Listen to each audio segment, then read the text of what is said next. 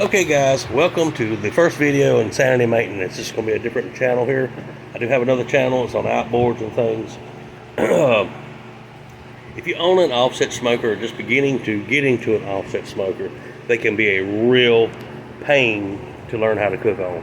Anybody that knows how to do this, you should very well respect them, because it's really a tough learning process, especially when you're dealing with wood, charcoal, and stuff like that, and having to learn fire management.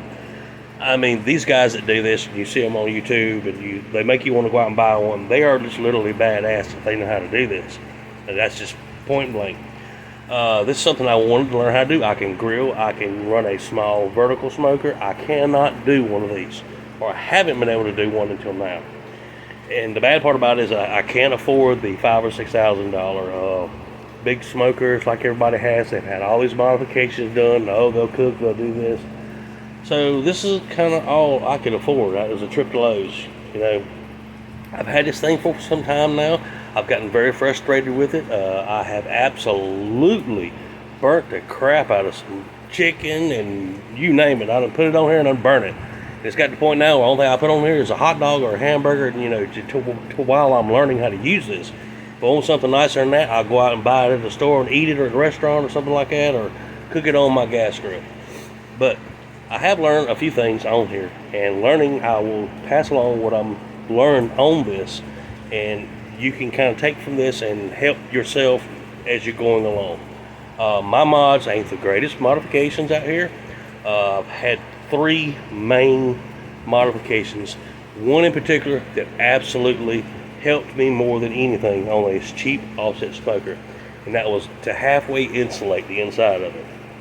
No, we'll get into that. These 3 mods on this video here, we're going to do the 3 mods that I've done. Okay, this was the hugest one right here. Insulating the box. This is some very heavy duty steel. It is not, it's just literally just sitting here. You can see how heavy that stuff is. Laying on it there for you. I basically just kind of cut it the length that I wanted it, and literally just kind of stuck it back in there. Hang this up here, will hang there. Maybe see a little better. Put my finger out of the way. Sit it back up in here. It just really just, they all lay in here, kind of a circle, basically, as you can see here. I'm going to tack weld this one here, tack weld these 2 here together, and I'm going to tack weld these 2 together, and then these 2 together. So that's 6 of them right here. I don't know what the size of this metal is. I know it's extremely, extremely heavy. I went through a lot of blades cutting it, just so it could give me what I wanted as far as the insulation goes, and it absolutely does a great job.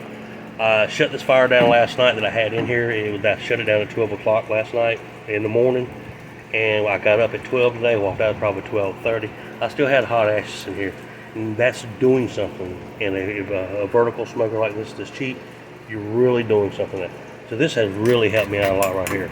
I did cook like 3 hamburgers on here last night, and they turned out really great. Perfect smoke, perfect, you know, just easier temperature control compared. Although it did take me 2 hours to cook the hamburgers, of course it's a slow cooker. But this has been my #1 modification here. My next up would be my modification on the inside for me burning food. That would be this one here. You can see baffles in here. That's basically what you're looking at. The grill is set up to push the heat out of here, go through here. It rises in the chamber, heats up the chamber, and goes out of your stack here, goes out. All right. The problem with me was I can't cook in this area here because everything burns. It didn't matter how hard I tried or whatever. If I was doing like a whole chicken or something like that, even having the chicken sitting over here, and you're getting to the point where you're using like small little pieces of wood, and you're trying to put another piece of wood on what sometimes it causes a little bit of a fire. Next thing you know, it jumps over here, the whole damn chicken's sitting here on fire. You know, it's a nightmare. It really is. Or if you got something over here on this side, it's beef or something, and he just really just lights it up and overcooks it and burns it too. So this is basically just a baffle I put in here, where they come up through the top here. They run down to the bottom. It has a small little gap on each side, Gives me great temperature control wise as far as, I can cook here now. I actually cooked 3 hamburgers here last night, or 3 or 4 hamburgers here last night, and they sit here in this same spot for 2 hours. They never burn or anything. They never caught on fire. No problems at all. Any fire that did come out here, come up here and it rolled up and over and out. I do use a water pan in here. This has been the absolute one of the second best mods I've come on. And you can kind of see in the inside how they're just put together. The heat rolls up. The last modification is going to be my stack, guys. This is literally just junk as far as it goes. The stack is height is to here, right there, and I added a 12-inch extension to here to it, and kind of watch the temperature. You can actually watch the temperature move on the inside of the grill, which is really crazy, because it'll be like extremely hot here, and all of a sudden it's cooler here, and then it's hot there. So it's like, what the hell's going on? So trying to get them kind of based out the best I could, I added another extension to it, which is another 12 inches here. Well, I got that 12 inches on, and it's done really good. The temperatures are probably within, 10 or 15 degrees with each other. I could stand that. Why not go one more? So I went one more. I went an additional 12 inches on the top. When I done that, everything went straight to hell and back. So I basically had to go back and pull the other 12 inches off of it, and I stuck with this here. And this is the height that it is now. So that is how I tuned that in there.